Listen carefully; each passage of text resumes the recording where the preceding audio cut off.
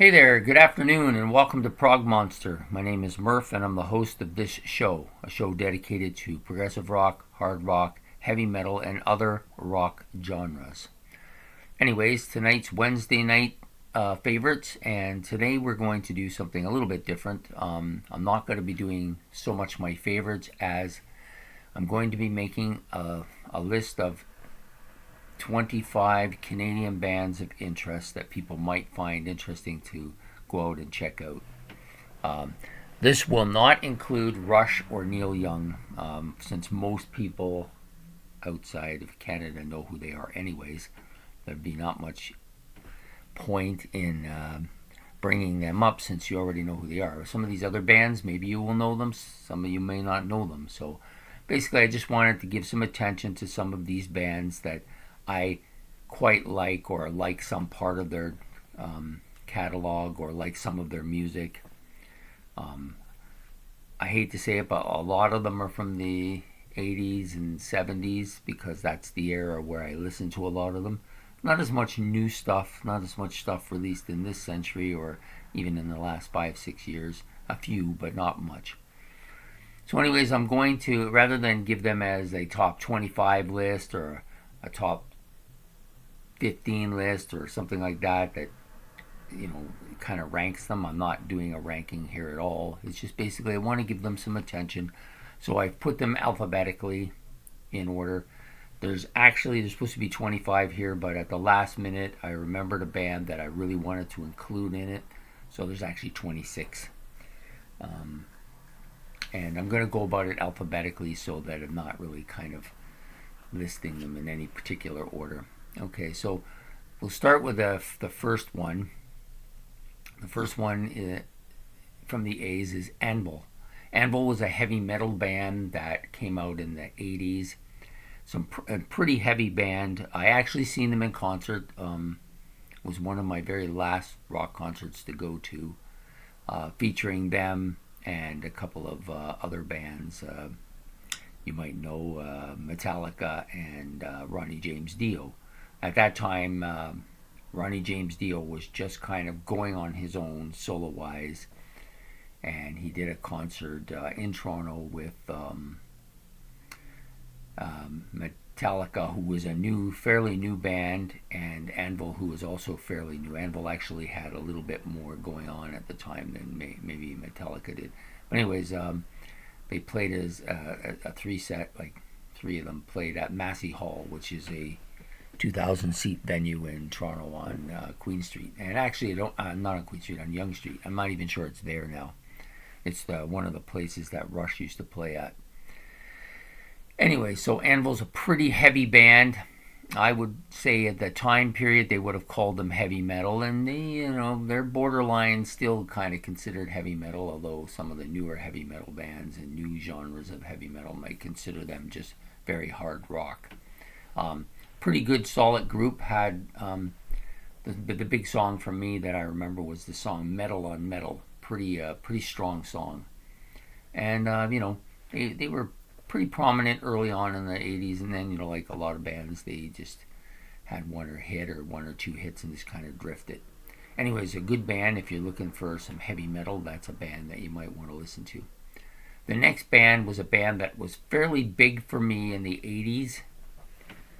Right up to about 85 when I started drifting from music a bit. I liked quite a bit of their stuff, especially their earlier stuff, and one of their albums in particular, which was called Harder, Faster. That's April Wine, of course. April Wine was a band from the early 70s that was kind of like in battle with the Guess Who for number one at the time. And the thing that's different about April Wine is that they were what I call a hard rock band, but they had a triple guitar attack. Like very few bands, even in that time period, had like three guitarists, but they did. They had three guys. They did a triple guitar attack.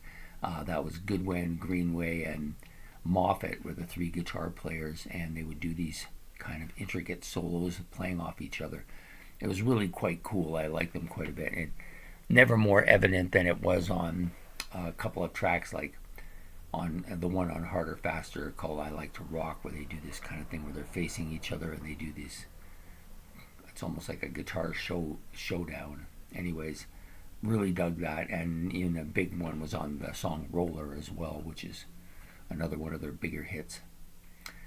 Okay, the next band up was a band that came out after that, from had its roots in the Guess Who, but came out as one of the members formed a band with his two brothers and another guy, C.F. Turner, and they formed the band Bachman Turner Overdrive, which became probably the first rock band that I really listened to. And I really like quite a bit of their early discography. There's about 4 or 5 albums at the beginning of their career that are really solid. Like, they're all solid. A couple of them are more than solid, very good albums. They had songs like You Ain't Seen Nothing Yet, and Hey You, and Looking Out for Number One, and Let It Ride, all really good classic songs. I also like some of their deeper cuts, like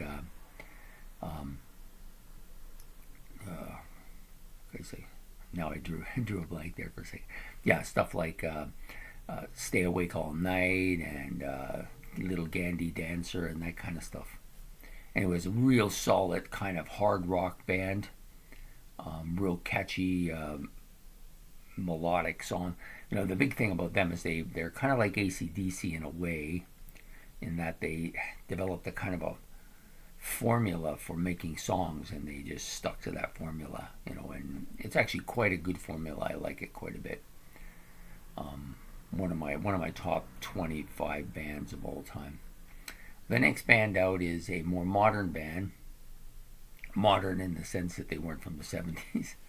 That's the Bare Naked Ladies, with their heavy kind of pop vocal type singing. A lot of acoustic, but heavy acoustic. They played fairly heavy acoustic. Quite a few kind of known tracks, but if you're not Canadian, you might not know them. So I decided to include them here because I like some of their tracks quite a bit. Number 5 is a 70s band that had some hits in the 70s and 80s.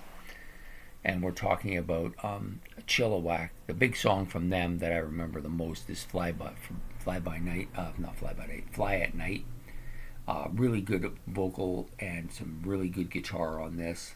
Some pretty good acoustics. It's a real catchy song. Poppy but heavy pop, like maybe even hard rock. Somebody might consider it hard rock. And they're a band from British Columbia named after the city Chilliwack, of course. Okay, number 6 is I believe they're a Toronto band, but I could be wrong about this. They're a band that came out in the early 80s who I quite liked a lot. They had a couple of songs that I really liked. They're kind of a heavy pop rock, like a kind of almost like a hair metal band, but I don't really like that term. It brings up an image of like Motley Crue and that, and I think they're not quite as heavy as Motley Crue, but heavier in some ways, and they don't have the makeup and all that stuff. They're just a hard rock band, heavy pop hard rock band. Coney Hats we're talking about here. Another pretty solid song. They got 2 or 3 fairly solid songs here. A band that didn't really make it big, but were pretty big when they came out here in Canada anyways. Number 7 is the lead singer from the Guess Who when he went solo. He's got a great voice, real catchy, kind of memorable voice. He did a lot of ballad pops and, a little bit classical type hard rock, but not really hard rock, like a heavy pop, I guess, might be the thing. But he played a lot of piano on his songs, but he had some real catchy tunes. And really, really outstanding part is his voice is very different, and you can't mistake it. And we're talking about Burton Cummings here, of course. The next guy up is the number 8 guy on the list, which is Glass Tiger. Kind of heavy pop, another kind of heavy pop band. A couple of fairly well-known hits, but again, didn't really make it huge. Bigger than a lot of these bands that we're talking about, but not a huge. And people may know them. They may be rhyme. Maybe didn't even know they were Canadian, but they are. Another band that I liked a couple tunes from them. That's the thing with most of these groups. I don't listen to them a lot, but I did like some of the stuff when they came out and around the time period. The next guy, number 9, is Gotto, or Greg Gotovich. Heavy pop, rock, some really good guitar on this. I think I think it's a band that should have been bigger than they were, but I think they were kind of. I want to say that they were kind of pigeon-toed as that Canadian sound. A lot of their stuff sounds very local and Canadian, and maybe that just didn't fly any other place. It's unfortunate for them, but they were a good band. I like them quite a bit. A fairly heavy band too, not a little more on the rock side than on the pop side. Number 10, the Guess Who, of course, legendary band from the 60s. Kind of did a battle there with April Wine for number 1 spot early in the 70s. Heavy rock, really catchy tunes. This is the Bachman Cummings kind of working together, and they actually still exist and still play, but there's no original members left in the band. And this is happening more and more as time goes on. So they were like an early 60s, early 70s, 60s type band. Some pretty catchy bluesy stuff as well. To me, the big song is American Woman. Most people, if they know anything of the Guess Who, that's the song they'll know. But there's also No Time and No Sugar Tonight in Your Coffee, and just some real classic stuff. Some stuff that's fairly heavy too for that time period. Next band up, Harlequin.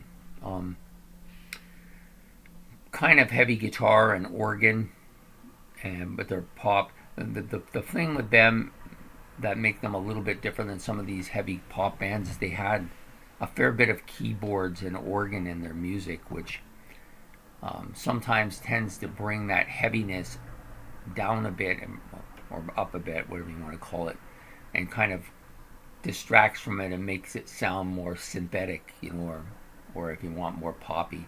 So I think the keyboards in their case kind of made them a little more poppy. Pretty good, pretty solid band though. Nothing spectacular, but I liked them quite a bit when I was listening to them in the day.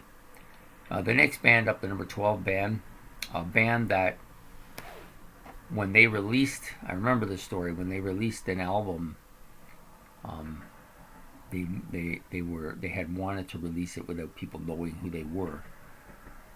And they were kind of a session. I think they were session musicians. Anyways, they didn't call themselves a name, but a lot of people thought this was the Beatles reformed because it has a very Beatles-ish sound to it. At least some of their earlier stuff did. Anyways, it's called Klaatu. Pop, Beatles-ish sounding, but they do have a progressive element to their music as well, which actually means it sounds a little bit more like a later Beatles. I never really overly got into them, but I do like their sound quite a bit. I don't think I've ever owned any albums by them, but I would listen to them when they were on the radio in the time period. Next band up is a band that I think is better than they've ever been. They toured a lot with Rush. They were pretty much the opening band for Rush whenever Rush went anywhere. And maybe that's not a fair comparison to them because Rush is such a legendary band. But they had a lot of pretty solid bluesy, rocky, a little bit of progressive elements to their music. 5 or 6 albums, really strong. And that's Max Webster. So I would say they're like pop, hard rock, some progressive rock. This is the band that Kim Mitchell came from. They didn't last very long, maybe 4 or 5 years, and then Kim Mitchell went solo, and I think the rest of the band kind of moved on from there. Next up is, of course, a legendary singer, someone who's well known for their folk music, an excellent lyricist, writes a lot of lyrics that a lot of people use, has had some very tremendous albums, and has that kind of falsetto voice that that she's known for, and we're talking about Canadian legend Joni Mitchell. I like her stuff quite a bit. I'm not a huge kind of folk, like just folk music. Like I kind of like my folk music mixed with some pop and some harder rock and different elements of rock music. Just the pure folk music I'm not really big on, but in Joni Mitchell's case, I like her stuff quite a bit. I never owned any stuff, but I always liked listening to it when it was on the radio. Okay, so now we're going to move into, I'm just going to move my new list up here so I can see it. Number 15, of course, another Mitchell, but this one is a guy, Kim Mitchell, even though his name is Kim.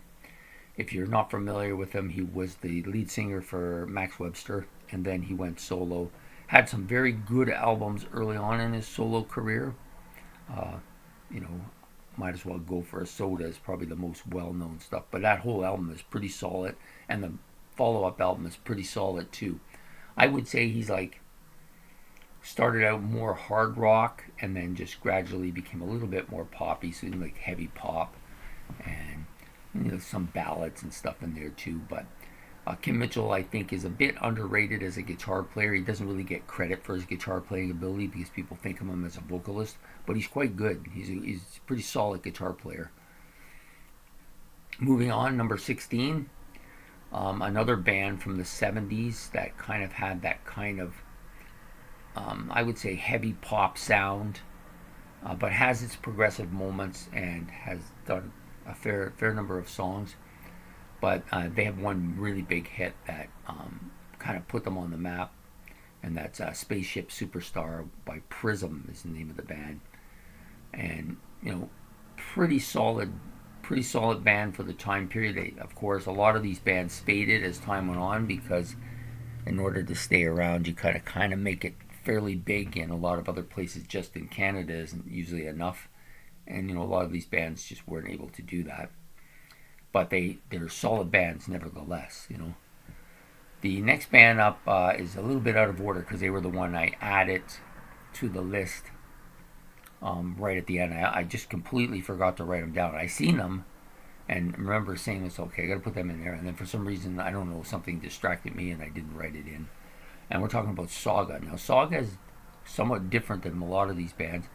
They got a bit of a poppy sound, a synthetic sound in some cases, but they have a little bit of a prog sound too. Like this is kind of a proggy element, especially with some of their earlier stuff. And the keyboards are really good. The vocalist is one of the best singing vocalists of a lot of these bands that's here. I really like him a lot. I don't know why they never made it huge. I think they had the proper elements in place to make it big, but I'm not sure why. They just never really took off. They did here for a while, but just didn't make it overseas or out of country. So that's Saga. Next up, number 18, a legendary band from the 70s that released some pretty solid stuff. 4 or 5 really solid songs that were well known. Songs are real catchy. They kind of remind me of a southern rock band, but of course they're not. They're Canadian. So we would say they're a Western band, here. They got that Western feel to them. But also they were kind of got that rhythm and bluesy kind of touch to their pop, but more pop, but a little bit rhythm and bluesy to it. And I think the drummer and the guitar player sang in this group. I'm not sure about the bass player. He might have, I can't remember. I do like a couple of their tracks quite a bit. A band worth listening to. I would say they're like what I would call a rock and pop. They got a little bit of country effect to their music, and that's the Stampeders. Some really good stuff. I don't think they got the notoriety they should have, but they got more than a lot of these bands because they did better across the border than a lot of these bands. The next band up, very similar, a little bit harder, and had some kind of anthem-y type songs that I think put them a little bit more over the top than the Stampeders, and they're similarly made a little bit more of an impact in the States than some of the other bands I've mentioned. And we're talking about Steppenwolf, when they have that one big monster hit, right? That is all over the place. And it's eluding me right now. I can't remember exactly what it is, but it'll come to me. I'll keep your motor running. Heavy metal thunder. You know. So, fairly well-known track throughout North America. And they did some other stuff too, but those are the main. That's the main song for them. The number 20 band is a band that basically had its small period of time when it was fairly big locally and known a bit in Canada. Had the one monster hit, Roxy Roller, with the female vocalist. Pretty catchy guitar riff in this. Nice hook. Nice video. And I would call it like heavy pop, bordering on rock. And we're talking about Sweeney Todd here, named after that Barber of Seville. Anyways, the next band up is a band that I started to get into when they first came out, and for some reason, I think it, unfortunately for them, for me, and for them, is that they came out right around that time when I was kind of moving away from music altogether. I'd been disenchanted, and there was still a few bands that were listening to, but I just kind of drifted from it a bit. And that's the Tea Party. The thing I like about the Tea Party is they had that kind of Zeppelin-y sound to them, the kind of Indian acoustic kind of heavy guitar, like the sitar type thing, and it's kind of had that Zeppelin-y sound like Kashmir, but the vocals sound like Jim Morrison. So it's kind of a weird combination, but it really suits, like it really, I think it plays out well. This is a band that I'm not really sure. I haven't followed them, but I find it hard to believe that they didn't make it big. They just had that element to them that really made me think they were going to be big. And I think they're known, but I don't think they're as big as they probably should have been. The number 22 band for me, starting with the T's, is Teenage Head. Seen them in concert a couple times. Kind of different from the rest of these bands. A lot of these heavy pop bands, in that they're kind of a rockabilly punk sound to them. A combination. They to me, that's what they sound like. They're a little more punky than rockabilly, but I really kind of like that sound that they put out. I've seen them with Triumph, which is kind of a weird mix. But so fairly heavy band. Some fairly good guitar here.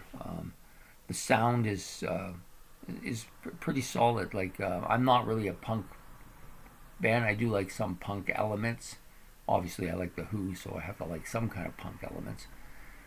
But I'm not a huge punk fan, and I do like rockabilly. I'm not a huge rockabilly fan either, but the combination suits these guys and is pretty strong. The next guy up is the brother of Second City TV comedian Dave Thomas. In this case, we're talking about Ian Thomas, and he had a couple of solid albums with some really good tracks in it. The Painted Ladies with a Bottle of Wine is the big one. One of my favorite tracks from a band that I don't listen to a lot. I don't have any of Ian Thomas's albums. I did have a collection with some of his stuff on it when I had my vinyl collection, but I haven't replaced it with any CDs. But a lot of these bands I'm interested in getting some of these. I do have quite a bit of Kim Mitchell's collection. But Ian Thomas, some catchy riffs, some great stories, a kind of a 70-ish style pop music. He's got one of those voices that's kind of catchy as well. And so I've liked that particular song quite a bit over the years. I still listen to it. Sorry. So next up, just going to flip up my last bit of notes here. Oh, now it's starting to fall over. So I got three bands left. We're already at like number 24, so we're going to be like 26, but that's because of the last minute edition of Saga there. So number 24 is Tragically Hip. Got some well-known songs. I think they may be one of the bigger bands here to make it a little bit cross-border, and have done fairly well with them. Their singer, of course, has died recently, but still very a poppy band with a lot of catchy beats. That's what I would put them down. Not as heavy as some bands, but they certainly have that Canadian sound right down to a T. And have done well. Okay, the number 24 band is probably the largest band of all these bands here. Even bigger than BTO and the Guess Who, I think. And that's Triumph. Triumph had some mega albums in the early 80s. My favorite, one of my 2 or 3 favorite albums of all time was their Just a Game album, which is fantastic. It's got a lot of everything on it. I actually did a video on it, so if you want to look in my look backs, you'll be able to find it and see a little bit more about them. Hard rock, heavy pop. Some people might even say it almost heavy metal, but maybe in that day, but not in modern day, no. Really guitar-oriented power rock, I think. Their guitar player is very good. Drummer and bass player is pretty solid. 2 really good vocalists. Rick Emmett has that kind of very high, kind of rocky sounding voice, and Gil Moore, the drummer, got more of a bluesy kind of heavy bluesy type voice that's bordering like mixed with rock in there. So they get two kind of different sounding voices, but like adding and strengthening each other. Like, I think it's a really good combination. And they also do a little bit of classical guitar. Like he doesn't just play the hard rock. There's some classical. There's some blues tracks on this album. On that particular album, and as they move forward, they got a little bit more poppy, and I got a little less interested. But they're a pretty solid band when they were big. The last band on my list is a band that kind of fits in with the Prism and the Chilliwack, Stampeders era, and that's Trooper. Trooper again had some pretty heavy pop songs, a couple songs bordering on hard rock, real catchy riffs, some solid tunes, 1 for the money, 2 for the show, and Raise a Little Hell. Pretty solid songs, but again, a band that bordered on making it fairly large across the border, but just never quite got there. There's quite a few bands like that. Very few Rushes in this country. And we're not going to talk about Rush and Neil Young because, like I've said already, you already know about them. So these are some of the bands that I listen to that I like quite a bit, that are Canadian, and that probably impacted me quite a bit early on. Not as much now, but a few of them have. And I just thought I would give people a kind of feel for what the music was like when I was growing up here in Canada.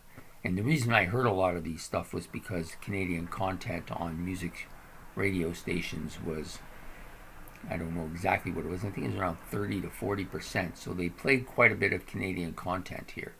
I mean, if you were to go in the States, a lot of these songs would be groups would be handicapped because they don't have that Canadian content there.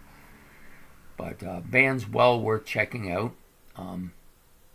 Every single band I've said that I like some of their stuff quite a bit, and I've become more interested in about half a dozen of them, like listening to more of their stuff as I've gotten back into this music, and I've been especially Kim Mitchell and Chilliwack and April Wine and some of those bands.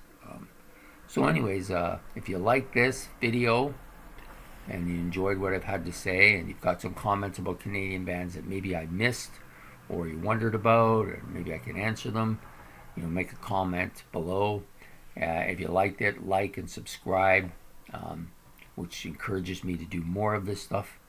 And I want to thank you all for your time and your listening pleasure. So from Prog Monster, you have a good evening. Good night.